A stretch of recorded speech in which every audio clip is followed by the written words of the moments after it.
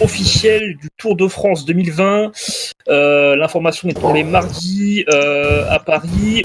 On va vous parler donc de ce parcours avec nos invités ce soir, le tirailleur occitan, le capitaine de la barre, Rudy. Salut Rudy. Salut.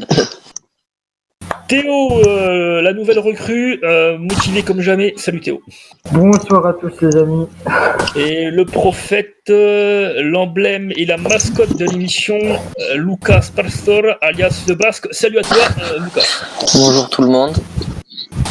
Alors, on va commencer en débriefant donc de ce parcours Tour de France 2020. Rudy, est-ce que tu veux éventuellement nous livrer une analyse sur ce parcours? T'a-t-il marqué? T'a-t-il surpris? Est-ce que tu penses que c'est un parcours qui est plus fait pour les grimpeurs?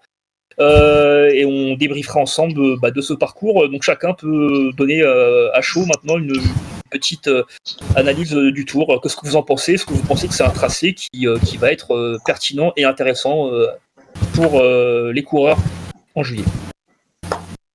Donc, si quelqu'un veut... Ouais, je commence à dire que surtout pour grimpeurs, il n'y a jamais de répit, il n'y a pas 40 étapes de plaine, il y en a aucune qui se succède, beaucoup de massifs. Et on passe par le massif central, par les Cévennes, par les Alpes, par les Pyrénées. Donc c'est assez pour grimpeurs. D'avant ça coule aussi. Bon, je vais donner mon avis. Donc, je trouve vraiment pas mal. Donc pour ma part, franchement, je suivais les rumeurs donc sur deux sites différents, donc j'étais pas trop surpris à la présentation 3D. Donc, mais pour ma part, c'est de ces dernières années, donc de ces dernières décennies, c'est le tour le plus difficile donc qui a été fait. Comme l'a dit Rudy, donc il y a pas, franchement, les sprinteurs ils vont souffrir, mais pour même des étapes de dites plates. C'est quasiment jamais dit que les sprinteurs vont aller au bout. Bon, à part l'étape de Poitiers ou encore l'étape des îles. Encore l'étape des îles, il y aura risque de bordure. Mais franchement, c'est un tour pour dur grimpeur. Donc, peut-être pour Thibaut Pinot, on sait jamais. Dindon, salut à toi. Quelle est ta première analyse sur le tracé du parcours 2020? Est-ce que c'est un tracé qui te convient? Est-ce que c'est un tracé qui te convient? Est-ce que tu penses que c'est un tracé comme beaucoup de gens le sentent, qui est pleinement fait pour Thibaut Pinot, quoi? Ça va être un tracé très difficile. Je pense même qu'il y a un peu trop de montagnes, à ne pas en déplaire évidemment aux spectateurs. C'est là où il y a le plus de spectacle. Après, ça va être compliqué au niveau des coureurs. Et est-ce qu'on va réussir à avoir une bonne intensité à chaque étape avec tous ces massifs, avec toutes ces montagnes qui se présentent sur le parcours? C'est un très beau parcours. Par contre, oui, il fait envie. Et je pense qu'on peut pas faire plus taillé pour Thibaut Pinot que ce parcours avec un contre-la-montre chez lui et puis toutes ces montagnes. C'est un parcours taillé pour lui. D'accord. Alors, quand on parle de montagne, on peut aussi faire intervenir Lucas, qui lui vit dans les Pyrénées, qui est un coureur cycliste, et qui a de renommée internationale. Et qui a notamment parcouru plusieurs grands cols, comme le Mont Ventoux, le Tourmalet, etc., et qui a assisté à des étapes de montagne, notamment la victoire de Thibaut Pinot au Tourmalet en juillet dernier, in real life.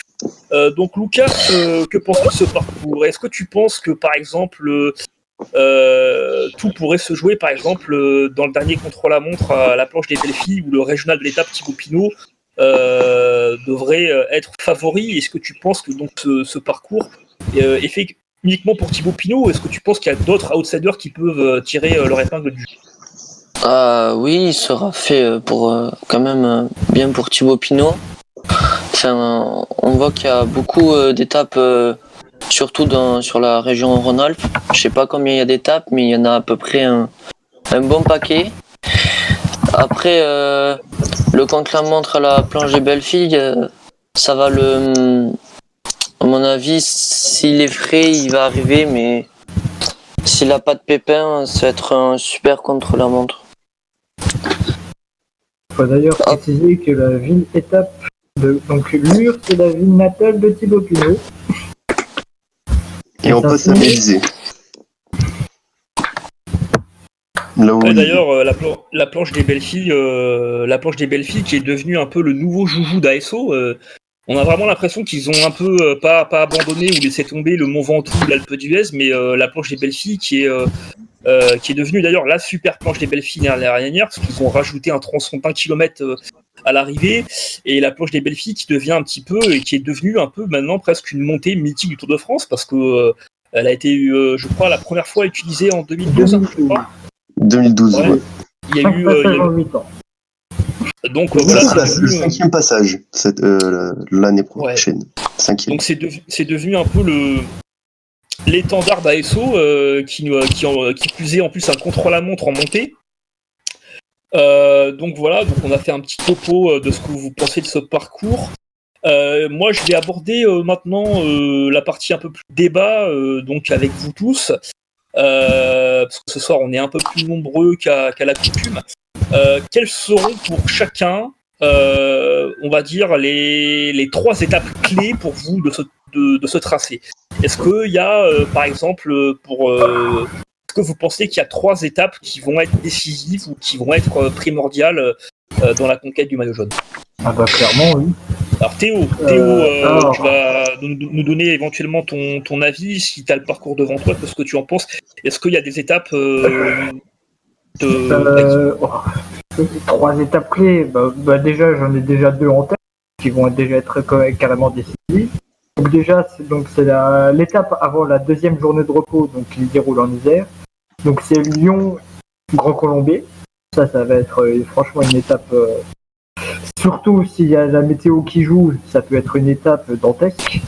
Donc il y a la première partie du Colombier avec le passage à 22%. Après tu as le col de la Biche et enfin, bon, c'est pas la montée la plus difficile du Grand Colombier, mais c'est 7 km, environ 7% moyenne je crois. Donc franchement ça peut être carrément, ça peut faire une étape reine, même si pour moi donc après il y a l'étape de Villard-de-Lans. Après donc il y a Grenoble Méribel. Alors, pour moi ça c'est l'étape reine. Donc déjà il y a le col de Madeleine qui a été revisité, donc qui sera plus difficile. 7 km à peu près 8% de moyenne, je crois. Donc ensuite c'est courte descente. Et le col de la Loze, qui, selon Christian Prudhomme, est le prototype du col du XXIe siècle. 21 km à 7,8% de moyenne, franchement. Et en 3e étape clé, alors là, c'est beaucoup plus difficile à choisir. Je dirais peut-être le Puy-Marie, ou alors Île d'Oléron, Île de Ré. Là, franchement, ça peut être le feu, l'étape là, avec les bordures. Parce que là, pour le coup, cette étape que tu viens de citer va faire la part belle à la bordure, hein, c'est évident. Il peut y avoir beaucoup de vent. C'est une étape près de la mer, donc le vent va avoir son importance. Ok, merci de ton intervention, Théo. Est-ce que quelqu'un a 3 étapes clés aussi, éventuellement, à citer? Moi, je vois bien un peu pareil. Lucas, on t'écoute, ouais. Je vois bien, du coup, le Grand Colombien. Je pense pas que ça se va jouer là, mais il va y avoir beaucoup de. Enfin, ça va beaucoup se jouer là, je pense aussi. Après, l'arrivée au col de la Loze. Qui est entre parenthèses un nouveau col, un col qui va être mis pour la première fois, qui a été déniché par les organisateurs, donc Thierry Gouvenou, qui s'occupe du tracé de ASO, Amaury Sport Organization, qui est donc l'organisation qui prépare et qui organise le Tour de France.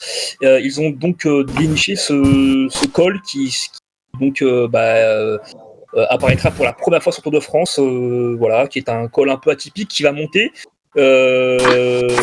Donc ça rejoint ce que tu disais, Lucas. Hein. Et après, la dernière étape, c'est le contre-la-montre à la planche des belles filles. Où je pense, là, il va y avoir de gros écarts et le podium peut bouger au dernier moment.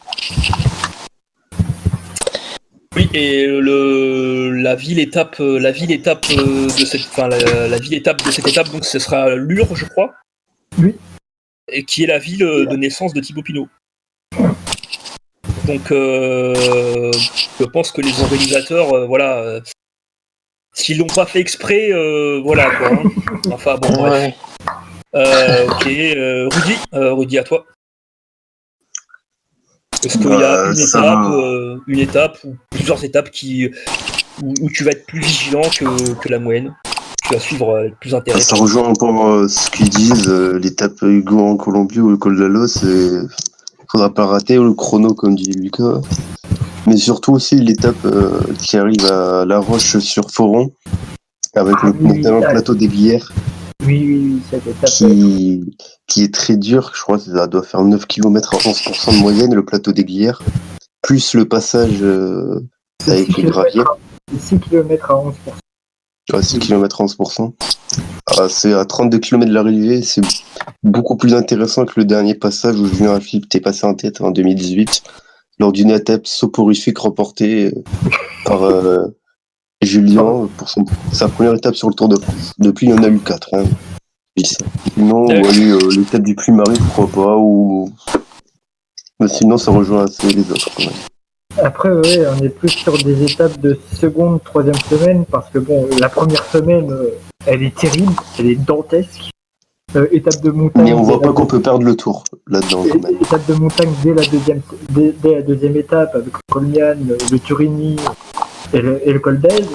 Mais ils sont tellement placés assez loin, quoi, que tu vois pas que tu peux perdre le tour sur ces cols, quoi. Ben, il peut y avoir des étapes clés dans la première semaine, mais après, est-ce que je me dis, est-ce qu'ils seront pas escamotés, quoi? C'est ça le problème. Ouais. Ok, Dindon, du coup, est-ce qu'il y a une étape ou plusieurs étapes qui vont être clés pour toi? Moi, je rejoins un peu les autres, hein, parce qu'il y en a pas non plus beaucoup. Je pense que ça surtout, il y a 3 moments. Il y a le début de tour, avec dès le début la deuxième étape, où on peut déjà voir s'il y a des signes flagrants de défaillance ou de très bonne forme. Si jamais il y a une énorme défaillance comme à la Romain Bardet cette année. Ensuite, forcément, il y a l'étape au Lyon Grand Colombier, et il y a le contre-la-montre où, même s'il n'y a pas beaucoup de contre-la-montre cette année, ce qui est surprenant. Mais Pour rejoindre Dindon, juste que c'est l'individuel le plus long depuis 2014. Mais, surprenant, Dindon, je sais pas trop, parce que depuis ces dernières années, les chronos individuels, quand même, oui, sont en voie de disparition, quoi. c'est vrai. Mais il n'y a même pas un chrono par équipe, il n'y a même pas. Voilà, on a presque 10 étapes de montagne si on compte la moyenne montagne. Notamment la deuxième étape de Nice où il y aura le col, le fameux col du Turini qui est souvent emprunté au Paris-Nice. On a donc presque la moitié des étapes, donc on va dire presque 50% des étapes de ce tracé qui sont de la moyenne ou de la haute montagne, ce qui est quand même relativement énorme. Il n'y a pas de contre-la-montre. Il y a un contre-la-montre donc à la planche des belles filles, mais là ça fera la part belle aux purs grimpeurs et non aux rouleurs. La question maintenant que je vais venir poser, c'est tout simplement quels seront, au vu de ce tracé, même si on est maintenant à plus de 6 mois de la compétition, vos favoris. Alors effectivement, on parle de Thibaut Pinot parce que c'est le contre-la-montre à la planche des belles filles, parce que c'est un coureur qui va se préparer pour le Tour de France, parce que c'est un coureur qui a son prime et qui a l'apogée de qui a son top, qu'il a fait une démonstration de force dans les Pyrénées et qu'il est devenu et qu'il est prêt physiquement et qui semble être un coureur un peu moins fragile malgré son abandon. Mais il y a aussi Egan Bernal qui aura une équipe solide avec lui. Quid des outsiders? Est-ce que vous voyez des outsiders crédibles et des J'ai favoris un nom peut-être. et des favoris autres que Thibaut Pinot? Voilà. Oui, Rudy, tu as la parole.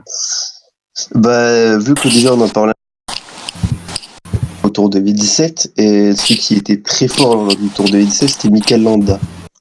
Et Mikel Landa, il a fini dans les 10 premiers l'an dernier, et là, ils sont pas mal.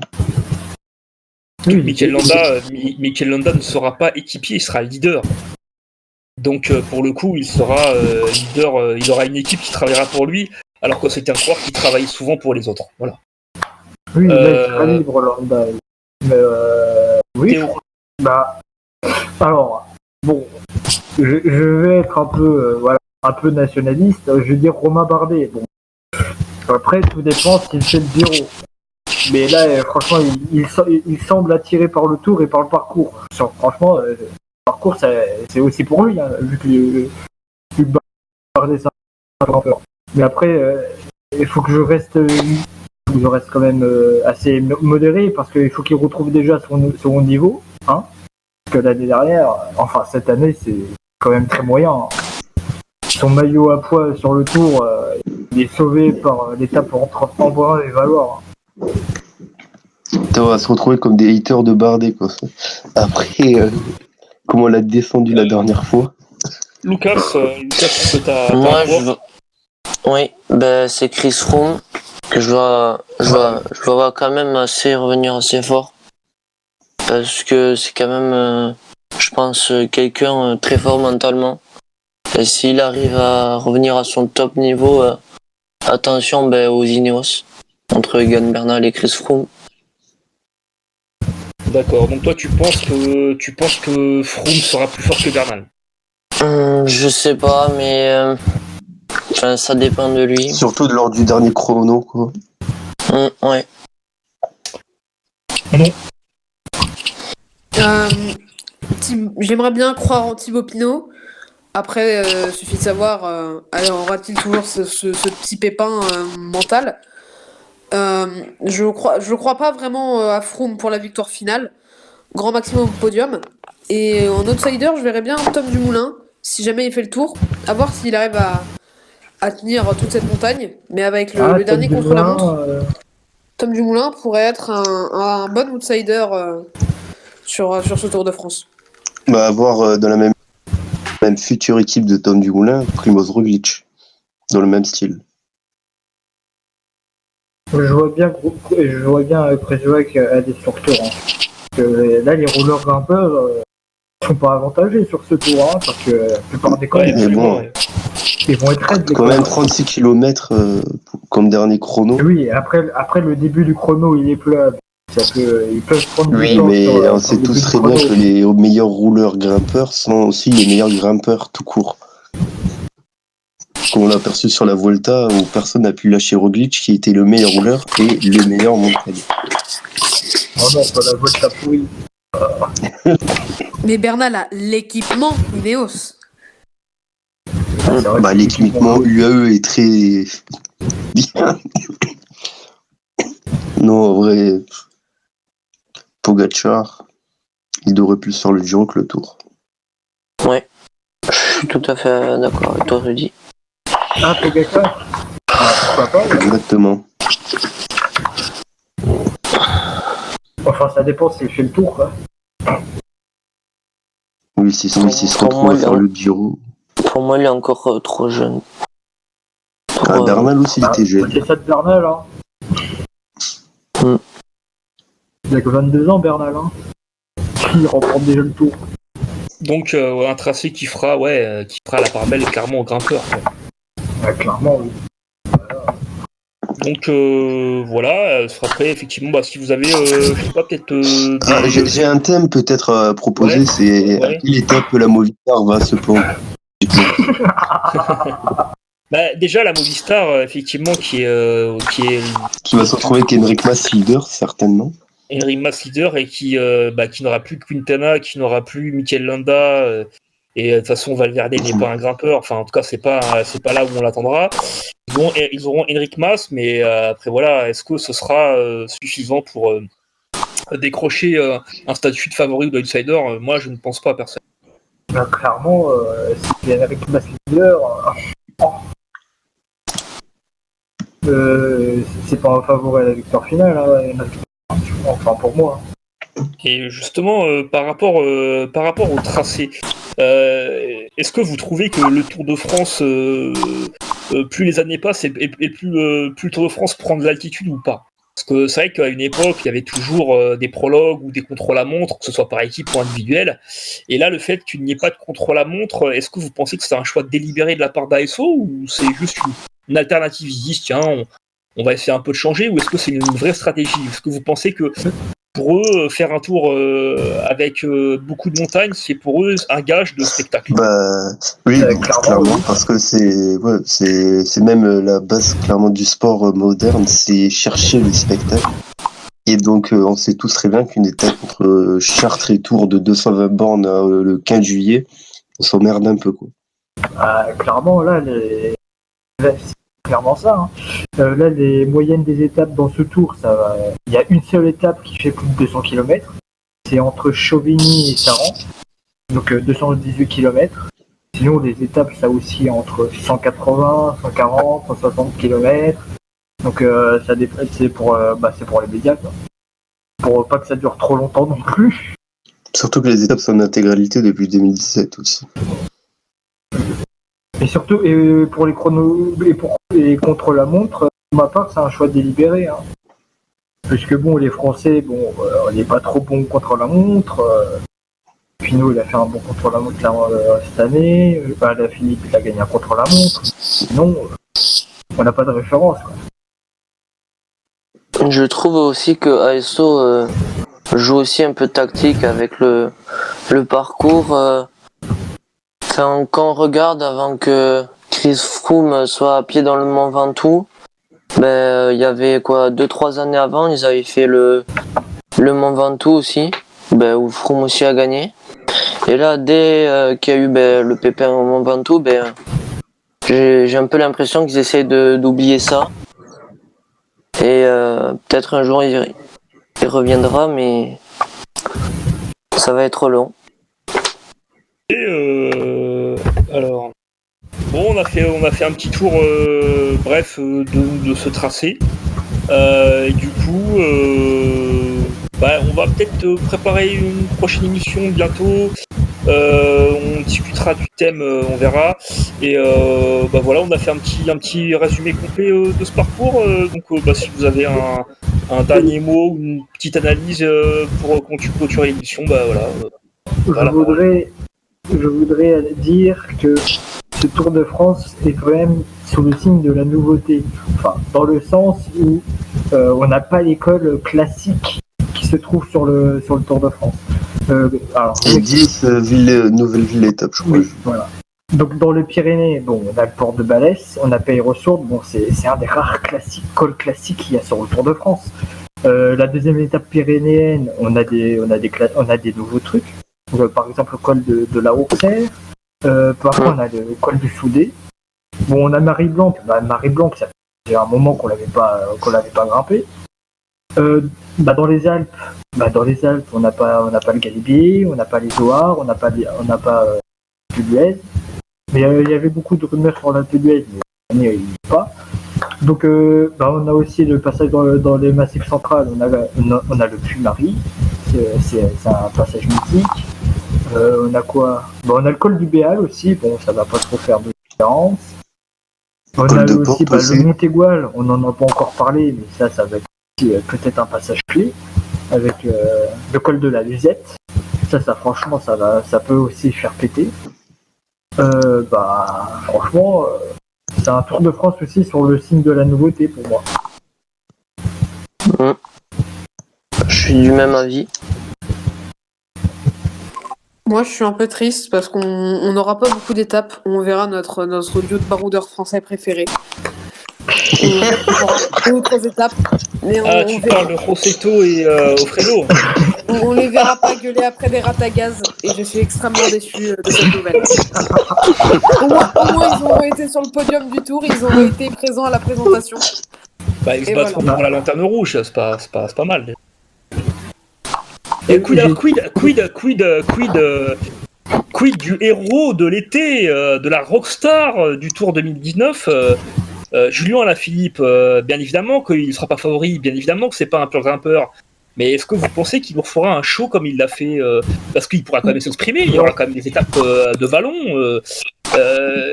Quelle sera sa place dans ce tour? Et est-ce que vous pensez qu'il pourra maintenir un rythme élevé et performer sur ce Tour de 2020?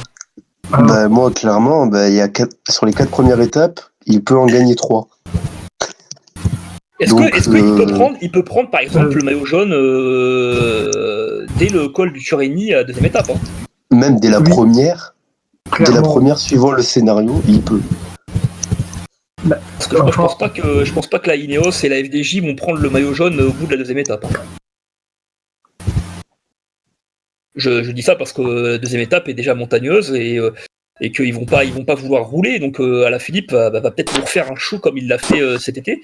Ils vont laisser les échappés partir. Ouais, c'est possible. Alors, qu'on soit clair, enfin, pour moi, ça c'est mon avis. Alaphilippe, il ne fera pas le tour de l'année dernière. Enfin, pour moi, son objectif, ça va être soit les JO, ça va être les JO et les championnats du monde. Ça veut dire qu'il ne fera pas comme le tour 2019. Pour moi, ce sera plus un chasseur d'étapes ou alors encore à la limite, peut-être le maillot à poids, qui sait. Donc, franchement, il va essayer de chercher 2 victoires d'étape comme Tour 2018 et Tour 2019. Moi, je vois pas pourquoi il le ferait pas. S'il en a la possibilité, pourquoi il s'en priverait? Ça serait stupide de gâcher cette occasion. Et bien sûr qu'il veut nous refaire un show.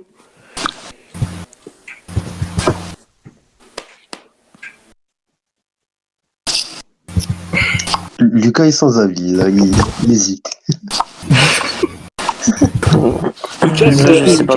Lucas sera-t-il sur le Tour 2020 dans les Pyrénées en train de encourager les cyclistes peut-être Dans les Pyrénées, c'est sûr.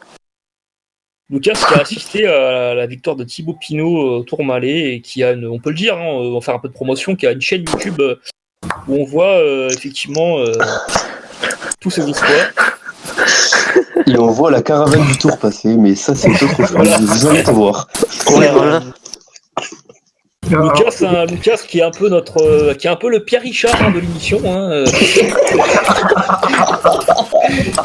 Voilà, sans toi nous ne saurons rien, mon petit Basque.